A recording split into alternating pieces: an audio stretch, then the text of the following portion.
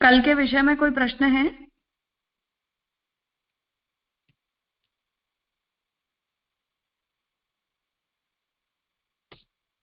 सख्य भक्ति पर्यंत विषय का निरूपण हमने किया था, फिर समय नहीं रहा था कल के क्लास में, इसलिए अगर किसी को कुछ पूछना है तो अभी पूछ लो, फिर आगे करते हैं।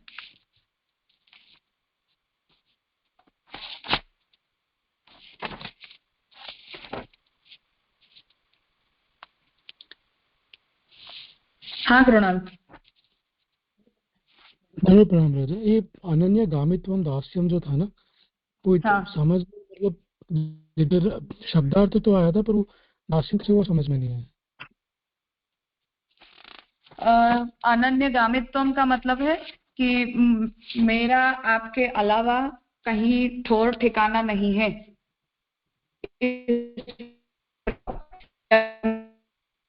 के अलावा और कोई नहीं है, उस प्रकार की अनन्यता। जो अनन्यगामी हो अर्थात भगवान के प्रति ही जाने वाला हो, कहीं और जाने को जिसे न हो, उस प्रकार का भाव। जी राजा, पर वो जैसे दास्यम हम कहते हैं ना स्वामी सेवक वाला रिलेशनशिप में, तो यहाँ अनन्य आश्रय हुआ, ऐसा आप कह सकते हैं। हाँ तो हाँ, ये वही बात है, एक ही है अनन्यता, कि मेरे जो कोई भी है वो यही है, मेरा यही एक मालिक है और कोई नहीं है, या मेरे भाई न बंधु न माता न पिता न गुरु मित्र जो है वो यही है, इस प्रकार का भाव। तो जो रेगुलर दास वाला जैसे हम समझते हैं ना स्वामी सेवक वाला, उससे थोड़ा ऊपर हटके है ना ये बात। तो फिर जैसे कि नहीं, दास बात का ठीक है, मतलब वही बात है। हम भी यदि ये कहेंगे कि हम कृष्ण के प्रति उनके दास हैं, तो हमें अनन्य दास ही होना है डेफिनेटली। चार लोगों के दास तो हम एक साथ नहीं हो सकते हैं, तो टू बी अंडरस्टूड है वो बात। पर हाँ, अनन्य शरणागति ऐसा कह सकते हैं। जी राजा, मतलब वो दास पद जो प्रथा थी उसके हिसाब से हम समझ रहे हैं, नॉट लाइक हाँ हाँ हाँ हाँ, जो। बिल्कुल एग्जैक्ट सिद्धांत रहस्य में जो कहा गया है उस तरह। जी राजा, क्लियर। प्रणाम।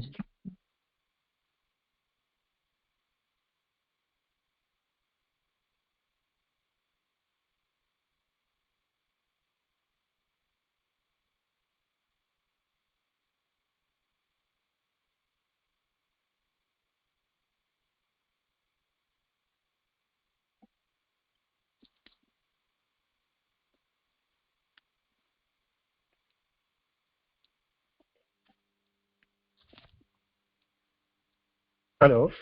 बोलो प्रणव। प्रणाम। हाँ हाँ, बोलो, बारी बारी बोलो।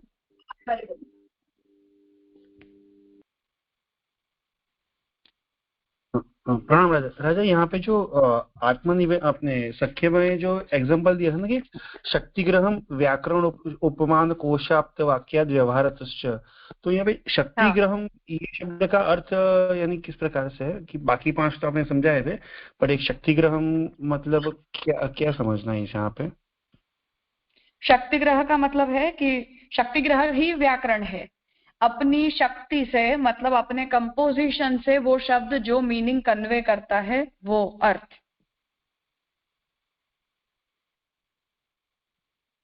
राजा, थोड़ा स्पष्ट नहीं हुआ अभी भी। शक्ति शब्द का जो उपयोग है वो व्याकरण शास्त्र करता है। वहां शक्ति शब्द का मतलब होता है कि हर शब्द की अपनी कैपेसिटी में अपना एक मीनिंग होता है, एक प्रकार के अर्थ को कन्वे करने की उस शब्द की अपनी एक कैपेसिटी होती है, उसे उस शब्द की शक्ति कही जाती है। वो शक्ति उस शब्द में कहाँ से आती है? तो कंपोजिशन से आती है। जिन धातु रूपों से वो शब्द बनता है वो मूल धातु से ही उस शब्द का अर्थ निकलता है, उसे उस शब्द की शक्ति कहा जाता है। जी राजा। हम्म।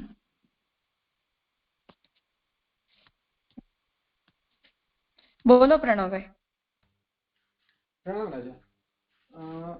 प्रथम तो कल की क्लास का भी प्रश्न था और एक उसके पहले जो संगति हुई उसका भी था, तो प्रथम पूर्व का कर लूं। हाँ पूछ लो। वहाँ पर जो शुरुआत की श्री लालू भट्ट जी ने, वहाँ पे जो प्रामाणिकता सिद्ध करने के लिए जो ग्रंथ का उपक्रम किया, उसके बाद मतलब खाली इस सेंस से जानना था, जब एक था जो यहाँ पर लालू भट्ट जी बात बता रहे हैं वो संदर्भ में कि जो महाप्रभु जी ने निबंध में जो चारों पक्ष है या जिस प्रकार से निबंध में एक वाक्यता बताई है उसके प्रमाणतया महाप्रभु श्री लालू भट्ट जी सिद्ध कर रहे हैं कि उसके प्रमाणतया कैसे भागवत जी में भी वही बात आ रही है। इसलिए ये पक्ष तो इससे स्पष्ट हो रहा है।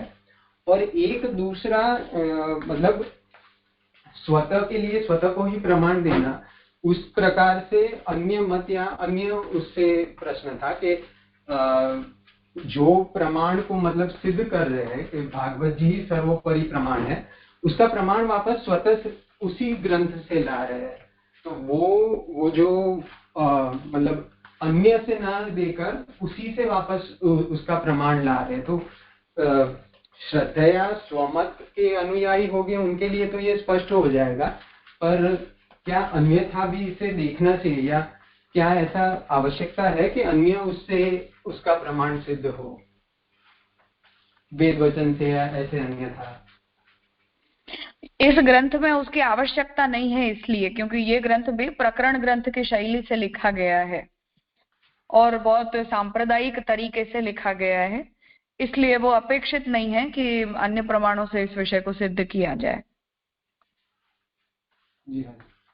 और हाँ। दूसरा ये जानना था, इस पे किसी मतलब श्री पुरुषोत्तम जी या किसी की टीका तो शायद कोई होगी या कोई प्राप्त नहीं हो के है, कोई सेवा कौमुदी पे वापस उनका उन्होंने जो लालू भट्ट जी ने समझाया है वो समझाने के लिए? नहीं कुछ नहीं है। उनकी शैली में ऐसी उनकी रीत है कि वो बहुत से प्रमाण अन्यथा सब शास्त्रों से पुरुषोत्तम जी देते हैं। हाँ नहीं, पर इस ग्रंथ पर तो ऐसा कुछ नहीं है। जो श्याम काका जी का प्रवचन है बस वो एकमात्र मटेरियल है। जी राजा। दूसरा राजा, जो ये कल के सब जो अब तक 8 हमने ये देखे, उसमें मूलतः अगर पता नहीं मेरी समझ सच्ची है कि नहीं, पर जो एक तरह से कह सकते कि वन वर्ड डेफिनेशन या एक शब्द में उसकी बात बताए, तो हर एक में शायद लालू भट्ट जी जैसे श्रवणम में श्रद्धया आकर्णम या वैसे ही कीर्तन में श्रद्धया कथनम, तो वो मूल डेफिनेशन शायद उस शब्द से दे रहे हैं और फिर आगे जो उसके जो विशेषण या उसके साथ जो जुड़ी बात है उसका विवरण कर रहे हैं। तो ये सच्ची समझ होगी? हाँ, अर्थात पहले उन्होंने व्याख्या दे दी है उसकी शब्द की और फिर भागवत जी के वचन से उसके अर्थ को डिस्कस किया है। जी राजा।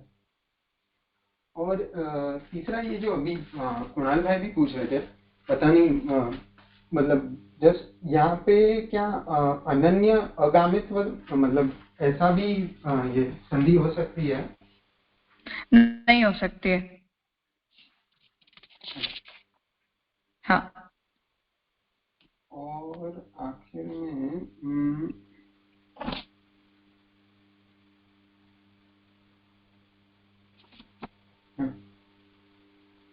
जी राजा, बस मैं यही पूछना। ठीक है। हाँ हाँ राजेश भाई। हाँ राजा, धन्यवाद प्रणाम। राजा, ये जो सब व्याख्या जैसे सख्य की है अप्रेरित प्रिय करणम, तो ये श्री महाप्रभु जी के वचनों में कहीं पे प्राप्त होती है कि लालू भट्ट जी का मतलब महाप्रभु जी के सिद्धांतों के बेस पे उन्होंने व्याख्या की, मतलब उतना ही खाली एक था कि इदम प्रथम दया हाँ, संप्रदाय में लालू भट्ट जी की अपनी व्याख्या है, महाप्रभु जी ने नहीं की है। तो ये नवधा भक्ति का ये जो इनकी व्याख्या है तो संप्रदाय में पहली ही ऐसी एक व्याख्या होगी इस तरह से? हाँ बिल्कुल एक्सक्लूसिव है, केवल इन्होंने ही की है। अच्छा अच्छा, हाँ हाँ राजा। हाँ इसीलिए मैंने ये ग्रंथ शुरू किया। तब भी मैंने परसों ये बात कही थी कि इसका जो सब्जेक्ट मैटर है वो नोन है, वैसे हम सब जानते ही हैं ये सारे विषय, पर एक तो शैली और दूसरा कि इस विषय में सभी सिद्धांतों का संकलन, कलेक्टिव एक्सप्लेनेशन, ये एक्सक्लूसिव है। ऐसा किसी ने इस तरह से नहीं लिखा है।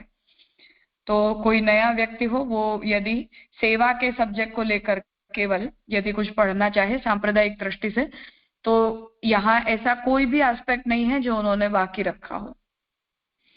तो बस वो कंपाइलेशन की स्किल है ये, बाकी तो सब्जेक्ट नोन है, हम जानते ही हैं ये सारे विषय महाप्रभु जी का, पर उसका जो संकलन जिस तरह से किया है और वो भी भागवत जी के प्रमाण वचनों के साथ, उसी में मास्टरी है। बिल्कुल जैसी प्रमेय रत्नार्णव से उन्होंने शास्त्रार्थ प्रकरण को इजी बना दिया।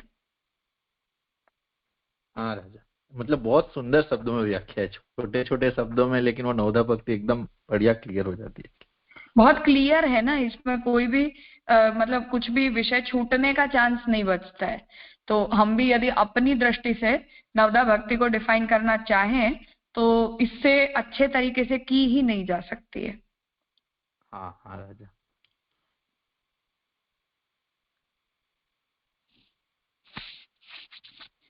ठीक है, तो जो 9वां प्रकार है आत्मनिवेदन का, तो देखते हैं।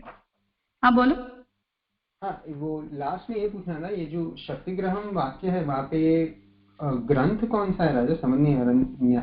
न्याय का कोई? न्याय सिद्धांत मुक्तावली। न्याय सिद्धांत मुक्तावली, जी राजा। न्याय सिद्धांत मुक्तावली।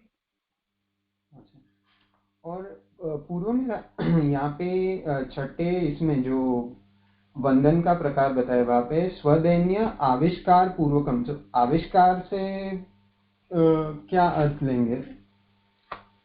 पैदा करना, अपने अंदर दैन्य भाव को प्रकट करते हुए वंदनम।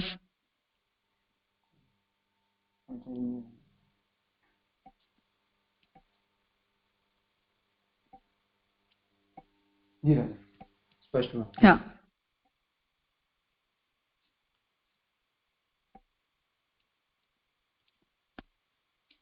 आत्मनो जीवस्य सपरिकरस्य निवेदनम भगवत सेवोपयोगीकरणम आत्मनिवेदनम। अब यहाँ आत्मनिवेदन को परिभाषित कर रहे हैं कि आत्मारूप जीव का सपरिकर अर्थात अन्य सराउंडिंग्स के साथ निवेदन। निवेदन का क्या अर्थ? तो भगवत सेवा उपयोगी बनाना आत्मनिवेदन कहलाता है। परिकरस्तु, अब वो परिकर क्या है तो उसे बता रहे, दारान सुतान ग्रहान प्राणान यत् परस्मै निवेदनम एवं धर्मैः मनुष्याणाम उद्धवम आत्मनिवेदनम। तो आत्मा का परिकर क्या है? तो पत्नी, संतान, घर, प्राण आदि सबका भगवान के प्रति निवेदन, ये आत्मनिवेदी जीव के धर्म हैं, कर्तव्य हैं, ऐसा भगवान का वचन है। इति एकादशे भगवद वाक्यात देहादयो दारादयः च अहंता ममतास्पद भूताः। तो अब उस परिकर की परिभाषा कर रहे हैं कि वो आत्मा का परिकर क्यों कहलाता है, क्योंकि एकादश स्कंद में भगवान ने ही अब इस वाक्य में पत्नी आदि जो अहंता ममतास्पद पदार्थ हैं उन्हें कहा है। तत्सहितस्य आत्मनो भगवत सेवोपयोगीकरणम विवक्षितम। तो इस परिकर के साथ मतलब उस जीवात्मा के अहंता और ममतास्पद जितने भी पदार्थ हैं उन सभी के साथ भगवान के प्रति समर्पण करना या उन्हें भगवत सेवोपयोगी बनाना, इसे ही आत्मनिवेदन कहा जाता है। इतनी क्लैरिटी के साथ आत्मनिवेदन को और कोई नहीं समझा सकता है। हम भले ही सिद्धांत रस से पढ़ लेते हैं, वहां भी बहुत सारी बातें पढ़ लेते हैं, परंतु सिद्धांत रस की ही ये वस्तुतः व्याख्या है। तो यदि वहां जिसे हम समर्पण कहते हैं उसे भगवत सेवोपयोगीकरणम इतने शब्द का उपयोग करने मात्र से ये बात बहुत ज्यादा क्लियर हो जाती है कि आत्मनिवेदन का मतलब ब्रह्म संबंध में बोलना नहीं है, भगवत सेवा में उपयोगी बनाना है। तो इतना बोलने से हम जो बात कन्वे करना चाहते हैं वो बहुत इजीली समझ में आ जाती है। तत्र क्रीडार्थम आत्मन इदं त्रिजगत् कृतन्ते इति वाक्यात् निखिल प्रपंचस्य भगवदीयतायाः सिद्धत्वेन किम नाम निवेदनम इति भवति शंका। अब यहाँ स्वयं ही प्रश्न उपस्थित कर रहे कि भागवत जी में ये बात को कहा गया है कि भगवान ने इस संपूर्ण ब्रह्मांड को अपनी क्रीड़ा के लिए ही प्रकट किया है। तो इस वाक्य से केवल हम जो निवेदित करते हैं वो नहीं, परंतु ये जो पूरा ब्रह्मांड है वही भगवान का है, भगवान के लिए है, भगवान की क्रीड़ा के लिए ही है। तो अब इसमें और एक्स्ट्रा निवेदन क्या करना, अर्थात हमने निवेदन करके क्या कर लिया, क्योंकि ये सब कुछ पहले से ही भगवान का था। तो हम चाहे निवेदन करें चाहे ना करें, पर हर वस्तु भगवान की लीला का ऑब्जेक्ट है, ये तो सिद्ध है। तो उसमें निवेदन से क्या तात्पर्य, इति भवति शंका, ये यहाँ प्रश्न उपस्थित होता है। अत्र अयम सिद्धांतो देहादेह भगवदीयत्वेपि जीवस्य माया मोहित बुद्धित्वात्। देह आदि जो है वो भगवदीय ही हैं, अर्थात सब कुछ भगवान के लिए है, तो हम सब भी भगवान की लीला के लिए ही प्रकट किए गए हैं। तो सब देहादि जो है वो सब भी भगवान के ही हैं। फिर भी जीवस्य माया मोहित बुद्धित्वात्, परंतु हमारी जो बुद्धि है वो माया के द्वारा मोहित होने से देहादौ स्वकीयत्वाध्यास रूपो दोषो, परंतु उस देह को हम माया से मोहित बुद्धि वाले होने के कारण अध्यासग्रस्त होकर अपना समझते हैं, स्वकीय समझते हैं, उसे हम भगवान का नहीं समझ पाते, इसलिए निवेदन प्रतिबंधक। तो इस प्रकार का हमारा जो अध्यास है, जिस अध्यास के कारण हम इस शरीर को अपना समझते हैं परंतु भगवान का नहीं समझते, ये जो दोष है हमारा, उसके कारण जो है निवेदन के अंदर प्रतिबंध पैदा होता है। निवेदन के अंदर जो है वो हमें प्रतिबंध फेस करना पड़ता है। तन निवृत्ति ही अपेक्षिता, इसलिए स्वकीयत्व बुद्धि जो है हमारी अपने देहादि अर्थात परिकर आदि में सब में जो हमारी अहंता ममतास्पद बुद्धि है उसकी निवृत्ति जरूरी है। अष्टम स्कंधे विंध्यावल्या क्रीडार्थम आत्मन इदम त्रिजगत कृतन्ते इत्यनेन क्रीडार्थम प्रपंच निर्माणम उक्त्वा स्वाम्यन्तु तत्र कुधियो पर ईश कुर्युः इत्यनेन मायोत्थ मोह जन्य कुधित्व प्रयुक्तम जीवानां देहादि विषयक स्वाम्याभिमानकरणम अध्यास रूपम उक्तम। तो अब इस बात को समझा रहे हैं कि 8वें स्कंद में भी जहाँ ये बात कही गई है कि जगत को भगवान ने अपनी क्रीड़ा के लिए प्रकट किया है, वहां क्रीड़ा के लिए प्रपंच निर्माण को बताते हुए स्वाम्यन्तु तत्र कुधियो पर ईश कुर्युः, तो वहां इसी वचन से आगे फिर इस बात को भी कहा गया है कि ये जो ब्रह्मांड है इस सभी के ऊपर भगवान का ही स्वामित्व है। फिर भी जीवों की जो बुद्धि है वो माया के कारण मोहित हो जाती है, इसलिए हम भगवान की क्रीड़ा के लिए पैदा की गई वस्तु में भी अपने अध्यासग्रस्त बुद्धि को लगाते हैं। तो मायोत्थ अर्थात माया से मायाजन्य कुधित्व प्रयुक्तम अर्थात उस वस्तु को अपना जानने वाली जो बुद्धि हमारी पैदा होती है वो बुद्धि का परिणाम क्या आता है, तो देहादि विषयक स्वाभिमानकरणम अध्यास रूपम उक्तम, तो हमें देह आदि विषयों में अभिमान पैदा होता है कि ये मेरा है या ये मैं हूं। तो इस प्रकार की जो अधिकारिता की बुद्धि है उसमें अपना अधिकार समझने की बुद्धि है वो अध्यास रूप कही जाती है, जो मायाजन्य होती है। अतो अध्यास परिहरणीय, इसलिए निवेदन से कुछ नया नहीं होता है, अर्थात हम जो कुछ भी निवेदित करते हैं वो पहले से भगवान का ही है, हमने निवेदन करके कुछ नया नहीं किया, पर निवेदन करने से हम अपनी अध्यास बुद्धि को निवृत्त करते हैं, हम अपना वहां से अध्यास छोड़ते हैं कि ये अब मेरा नहीं है, ये भगवान का है। तथा च सिद्धम इदम लक्षणम, इसलिए अब जो शंका आई थी उसका निवारण हो गया। तो अब आत्मनिवेदन हम किसे कहेंगे, तो आत्मनिवेदन की परिभाषा दे रहे हैं, स्वकीयत्व अध्यास निवृत्ति पूर्वक, किसी भी वस्तु के प्रति अपने अध्यास के भाव को निवृत्त करते हुए भगवदीयत्व बुद्धि संपादनेन, उस वस्तु में भगवदीयत्व की बुद्धि का संपादन करते हुए देहादीनाम भगवत सेवोपयोगीकरणम, तो देह आदि अर्थात आदि से फिर वही दारान स्वतान ग्रहान प्राणान यत परस्मै निवेदनम, तो पत्नी, संतान, घर आदि सब कुछ, उन सभी को भगवत सेवोपयोगी बनाना, ये आत्मनिवेदन कहलाता है। तो यहाँ अब इसकी अंतिम परिभाषा की कि निवेदन से तात्पर्य है कि कुछ नूतन निवेदित नहीं करना, परंतु अपने स्वकीयत्व रूप अध्यास की निवृत्ति करना, उस वस्तु के अंदर भगवदीयता का भाव पैदा करना, अर्थात ये वस्तु भगवान की है उस प्रकार के भाव को पैदा करना जो निवेदन के अंदर खड़ा होने वाला प्रॉब्लम थी, अर्थात जो उसमें प्रतिबंधक था, उस प्रतिबंध रूप अध्यास की निवृत्ति करते हुए भगवदीयत्व बुद्धि का संपादन करना और उसका उपयोग फिर भगवान की सेवा में करना, ये आत्मनिवेदन कहलाता है। लालू भट्ट जी यहाँ इस बात को स्पष्ट कर रहे हैं कि हम जो बात निवेदन, समर्पण और विनियोग, इन 3 शब्दों से सिद्धांत रस में पढ़ते हैं कि निवेदन का मतलब बोलना, समर्पण का मतलब सेवा शुरू करना और विनियोग का अर्थ है प्रैक्टिकली हर वस्तु का भगवान की सेवा में उपयोग करना। तो इन तीनों को ही आत्मनिवेदन की परिभाषा के अंतर्गत महाप्रभु जी लालू भट्ट जी ला रहे हैं कि जब हम उन वस्तुओं को भगवान की सेवा में उपयोगी बनाते हैं तभी वो आत्मनिवेदन कहलाता है। जब तक हमने केवल बोला है वो आत्मनिवेदन नहीं है।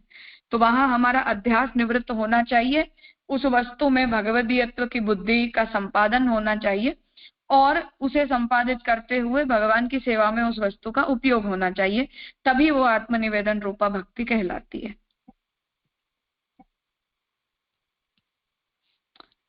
कुछ पूछना है इस विषय में? राजा इसमें एक प्रश्न है इसमें। हाँ। जो अध्यास निवृत्ति पूर्वक जो कर रहे ना आज्ञा, मतलब हम जैसे प्रैक्टिकल लाइफ में एग्जांपल समझे कि हम अपने बच्चे को या मतलब अपने परिवार को सेवा में प्रयोजित करते हैं कि भाई वो भगवदीय अध्यास निवृत्ति पूर्वक, लेकिन ये तो अध्यास रहता है ना, मेरा बच्चा है तो उस वजह से मैं उसको सेवा में, मतलब जब छोटा है, जब मान रहा है अपना, तो हम उसको कैसे भी करके सेवा में ले जाए, भगवदी उपयोगी कर्णम। तो अध्यास निवृत्ति तो नहीं हुई ना, मतलब वो दोनों थोड़ा कॉन्ट्राडिक्शन कैसे समझ सकते? अध्यास निवृत्ति का मतलब है कि इसे अब मैं अपना नहीं समझती, पर ये मैंने भगवान को अर्पित किया, तो इस भाव से हमारी अहंता ममता तो वहां से शिथिल होती ही है ना। लेकिन जनरली क्या होता है, जो मेरा है उसको ही हम ज्यादा मतलब फोर्स करते हैं कि भाई मेरा बच्चा है तो आना ही चाहिए सेवा में, ऐसा है हमको थोड़ा एक हो जाता है। तो एक अध्यास तो मेरा पने का तो रहता ही है ना, मतलब वो अपना एक, अब जीरो हो जाएगा ऐसा नहीं है, क्योंकि वहां भी हम यही भाव करते हैं कि जो भी मेरे स्वामित्व की वस्तु है उसका मैं निवेदन भगवान के प्रति करूंगी। पर यहाँ तो वो क्रीड़ा सामग्री के उपयोग के संदर्भ में पूछा जा रहा है कि जब पूरा ब्रह्मांड ही भगवान ने अपनी लीला के लिए बनाया है, तो हमने निवेदन करके क्या ज्यादा कर लिया? पहले भी हम क्रीड़ा के साधन थे और अब भी हम क्रीड़ा के साधन ही रहेंगे। तब कौन सी हमारी इच्छा से चल रहा था जो अब हमारी इच्छा से चलेगा? तो वो जो बात थी उसके लिए ये कहा गया कि हमारे बीच में हम वही हैं जो पहले थे, बस वो अंडरस्टैंडिंग हमारी डेवलप हो गई। जैसे ब्रह्म के साथ संबंध हमारा पहले से ही था, वो संबंध को हमने याद कर लिया। हाँ, मतलब वो रेफरेंस में है जो शंका थी उस रेफरेंस में। हाँ।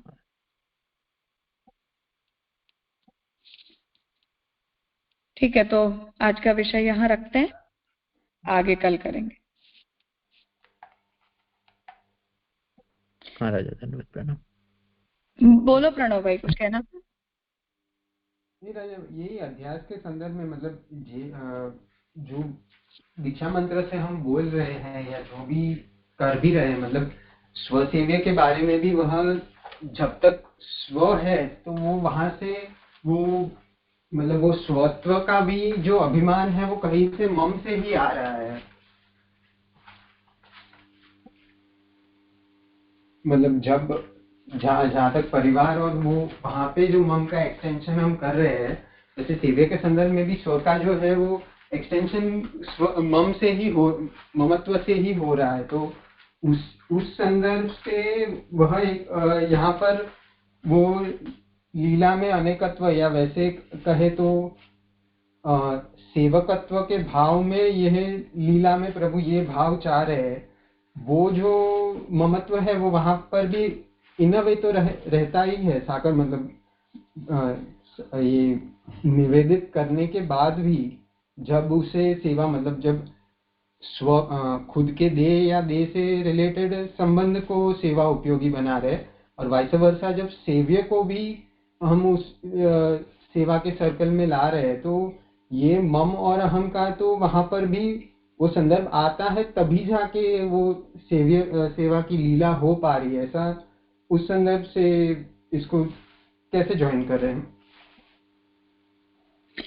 हाँ, मतलब अहंता और ममता का उपयोग तो डेफिनेटली है, इसमें तो कोई डाउट नहीं है, और सेवा के द्वारा उसका सदुपयोग होता है उन भावनाओं का। पर दूसरी बात ये भी है कि हम यहाँ जो इवेल्युएट करते हैं ना इस बात को, वो अपने लेवल पर करते हैं कि हम अभी सेवा कर रहे हैं तो कैसे कर रहे हैं, या हम अभी किस प्रकार के भाव से निवेदन कर रहे हैं। परंतु यहाँ उतने प्रारंभिक भाव की बात नहीं हो रही है। आत्मनिवेदन भक्ति, नवदा भक्ति के अंदर तो अंतिम प्रकार है भक्ति का। तो वहां जो बात तो कही जा रही है वो तो उस कंसिडरेशन से कही जा रही है कि जिसमें हमारी अहंता और ममता बहुत ज्यादा डाइल्यूट हो जाती है, और हम जो कोई भी क्रिया करते हैं वो भगवान के लिए करते हैं, अपने आप के लिए नहीं करते, जिसमें उस वस्तु का हमारा होना और हमारा नहीं होना ये भी उतना इम्पोर्टेंट नहीं है जितना हमारा भाव इम्पोर्टेंट है, या हमारे भाव के द्वारा भगवान के प्रति उस वस्तु का समर्पण होना इम्पोर्टेंट है। तो यहाँ तो उस कंसिडरेशन से बात कही जा रही है। हमारा जितना जो शैलो भाव होता है निवेदन का, उतने छोटे भाव से इस बात को नहीं कहा जा रहा है। ये अर्थात यहाँ पर जो क्रीड़ा है वहां पे सेवन में जो सेव्य है वो सेवन कैसे करना चाह रहे हैं, उस एंगल से बात आ रही है। हाँ बिल्कुल, वो इसलिए हम चाहे उसे जब अपनी ओर से कर रहे हैं तो हम उस बुद्धि से कर रहे हैं कि मैं निवेदित कर रहा हूँ, पर आइडियली यहाँ पे वो सेवन की क्रीड़ा में सेव्य कैसे हमसे क्रीड़ा करवा रहे हैं, वो एंगल से सेवन हो रहा है। वो भी है ही, भगवान का जो पक्ष है वो तो है ही, पर इसमें हमारे पार्ट से भी ये है कि हम भी अभी साधन अवस्था में है, इसलिए हमारे द्वारा होने वाला निवेदन भी उतना उत्तम प्रकार का निवेदन नहीं है जो भगवत सुख के विचार से किया जा रहा हो, लोक धर्मानुरोधी चल रहा है। पर यहाँ जिस आत्मनिवेदन की परिभाषा लालू भट्ट जी कर रहे हैं वो लोक धर्मानुरोधी नहीं कर रहे हैं, भगवत धर्मानुरोधी कर रहे हैं। तो उत्तम जो फलावस्थायी जीव होते हैं वो जो निवेदन करते हैं उस भाव को यहाँ आत्मनिवेदन कहा जा रहा है। स्पष्ट हुआ है। हाँ ठीक है, आज यहाँ रखते हैं, आगे कल करेंगे।